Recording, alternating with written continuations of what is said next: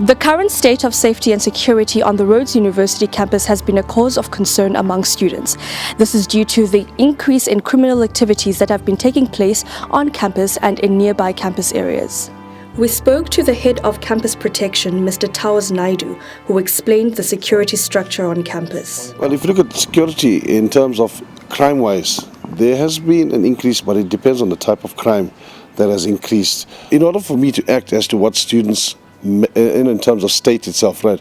I mean, I must be immediately notified in order for me to rectify the situation. Yes, I'm working close with Hi-Tec itself. They are in a process currently of retraining their staff in terms of providing meaning as to what they are here for at the various points, or you can call them beats itself. Like CPU, major function, we are posted throughout the campus, and with the limited number of staff that we do have, they have to cover a wide area. Campus protection unit are campus-based protection units, so they're staff members employed by Rhodes University to ensure safety on campus, and then we outsource to Hi-Tec for added securities. But there's a lot more Hi-Tec guards than CPU guards on campus at any one given time. CPU employs 25 staff members. However, there's only between 4 or 5 staff members, CPU staff members on campus at a given time. In response to the complaints students have been making about safety on campus, Desmond Tutu, Hall Warden, highlighted that crime on campus reflects the state of our country. Safety on this campus is not satisfactory, but at the same time, safety in this country is not satisfactory. Crime in Grahamstown in general has increased, and we start seeing this on campus. So campus is not too separate from what's happening in town. There's a lot of complaints that I've heard from different students about CPU, and every time I looked into it, nothing held fast. So there's a lot of perception how bad CPU is, but every single incident that I've investigated after somebody has reported, they actually have done their job perfectly all right. I think in campus we lack security. I don't see security guards during the day at all when I'm walking around campus. I think the CPU must just be more involved. I mean, they're not doing enough. Like, there's not enough effort that's put into CPU in order to address this issue. It's more of a problem of visibility than anything else. If people can't see that there's security, they are of course going to take more chances. Following the many occurring incidences that have been threatening safety and security on campus, students have thus resorted to forming their own security watchdog community on social media platforms such as Facebook.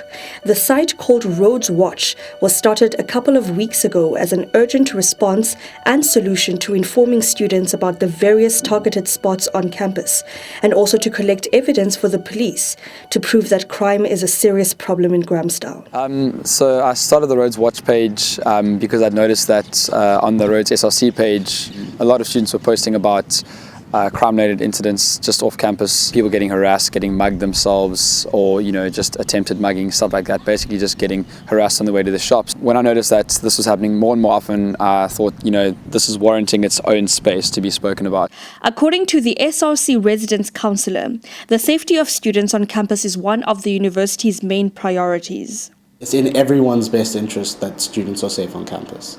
And so generally people are very, very ready to accept that there's a flaw in the security system and to fix it. There has been an incident where someone gets mugged on campus walking up.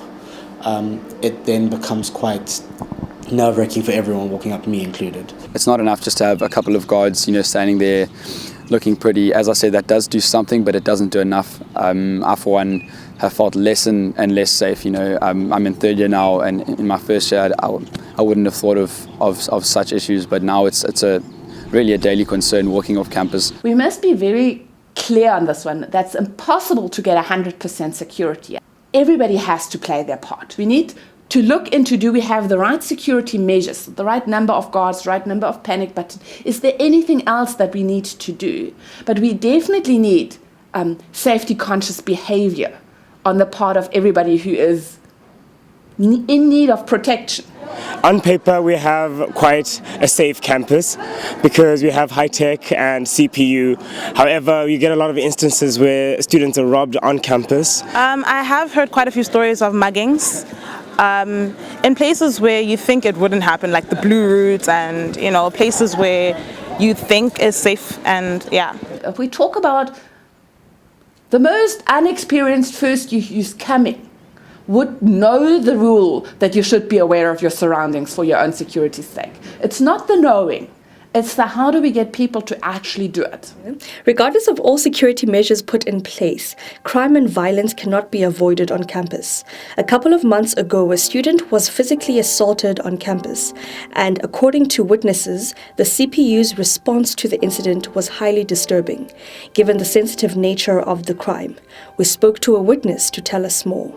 I'm a sub-warden, and we had an incident in Res where one of the girls was raped, and as much as CPU responded very quickly, I feel that Mr. Towers Naidu did not handle the situation very well, because as much as we were advised by the counseling center to allow her to sleep it off, he demanded that we get the statement, wake her up, get the statements and evidence, which I don't think was handled very well because he didn't consider her well-being at that time as a CPU person. We have the whole spectrum of empathy and personality that we have in the general population in CPU.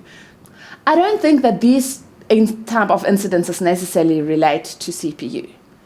But they point out one thing, that there are people who are coming onto campus or who are on campus. I'm not even sure whether we can exclude all our students or for not some of them having criminal energy.